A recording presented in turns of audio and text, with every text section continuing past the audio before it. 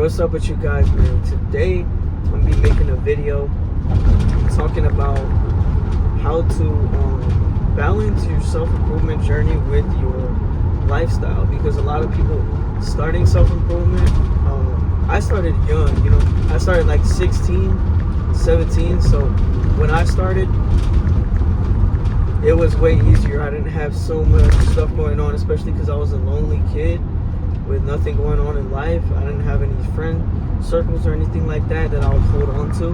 I would just kind of like let them all go because I know it wasn't going to get me to the point where I wanted to be at. So I want to talk to you guys about how to balance it. So balancing is not too hard, honestly, especially on self-improvement, but it does take a little bit of your effort, okay? So the effort you're gonna put in is like, for example, you can still go to those social events. You can still go to those things that you want to, that your friends want to go to with you, because it still levels up the social skills, right? So, but a way to focus on other things as well is, for example, right? You're at that social event, you tell them you'll be back to go on a run, or you'll do, you're gonna do, a certain exercise, or you're gonna eat a different type of way compared to everyone else. And yeah, they might judge you, and you might get a little bit of resentment from others. They're like, always eating so healthy. Of course, that's a lifestyle. But there's gonna be people saying that, and you just gotta pay no mind to the judgment. You gotta be able to accept that judgment and just in one ear, out the other ear. Because if you sit so hard on that judgment, you're gonna take on their opinions and put them onto yourself. So as soon as it tries to infiltrate your mind, fight that thought. You can fight your thoughts, guys. You can manually think. You don't have to be like, oh, this thought's coming in. Oh my goodness, he did this to me.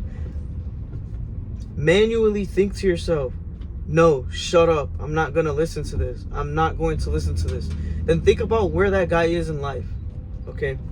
To deal with judgment. Think about where he is in life. If he's in a place coming towards you to hate on you or judge you, chances are he's probably projecting his own insecurities on you, okay?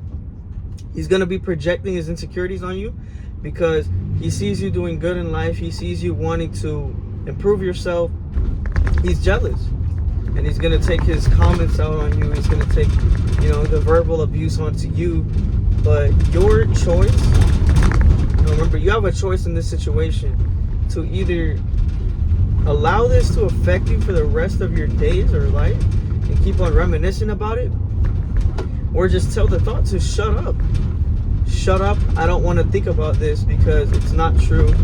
Think about where he is in life. Oh, he hates me, or he hates what I got going on because he's got nothing going on for him. So he wants to hate on you. It's always a cycle with these people. It's always a cycle that they don't want to even break out of. Because a lot of people never worked on their mental health to where they feel as if they see another person succeeding and they're like, I love this for you. Or like, I'm so proud of you. They don't think those things. They think what's in them. They're like, oh, but I'm not doing that though. So let me reflect on my insecurities instead of bringing someone up or changing your one self. Like, it should be motivating for these people, but it's not, because they're so stuck in this pit and they don't want to get out. They're so stuck with these beliefs that they've had for the longest time that now they're just like, they think this is the way of life. They think hating on people like this is normal. Gossiping is a good thing. That's what they think. And when you surround yourself around people who do that, you're always going to feel like an outcast. So surround yourself with people on the same path as you. There's many communities you could join, many things you could see online. Maybe there's not as much in real life, which is unfortunate. When you see people in the gym, they're still kind of in this lifestyle, this mindset where they want to drink and do all these things. We don't want to do those things. We're Christians, guys. We believe in Jesus. We don't want to drink to have fun. We don't want to smoke to have fun. Imagine needing those things to have fun. Just think about that for a second. Needing a drink or weed or cigarettes to have fun. You're using a man-made substance to keep yourself working, to keep yourself functioning. That's sad, guys. That's a sad reality people live in. When you need that to function, it's just like you have full dependency on this random thing instead of yourself. How are you going to improve upon yourself, but you have this substance that has more control of your life over yourself? You can't improve something you have no control over. You gave the weed all this control. You gave the alcohol all this control. So just keep that in mind. When you're going through life and when you're going through your self-improvement journey, how are you going to improve yourself if you have no control over what you're doing? So think about that for a second. And what I want you guys to do, because I want to give you guys actionable steps to take,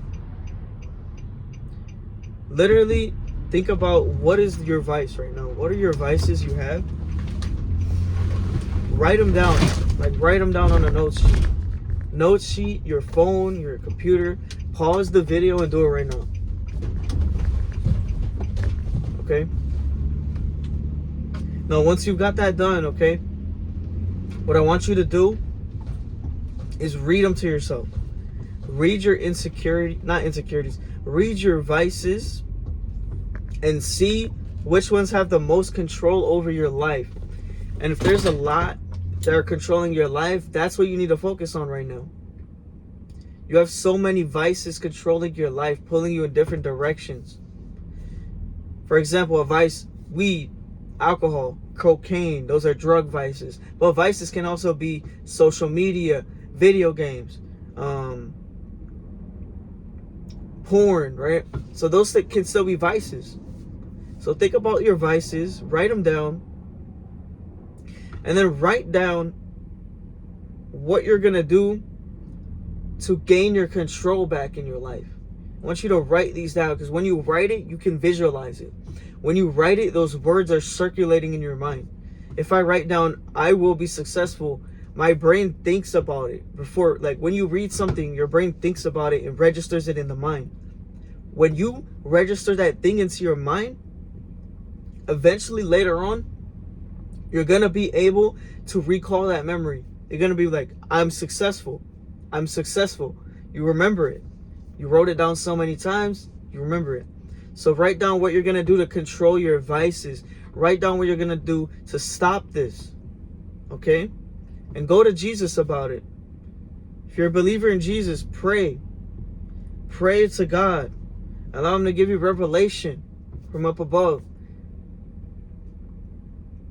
Thank you guys for watching, and I'll see y'all boys later.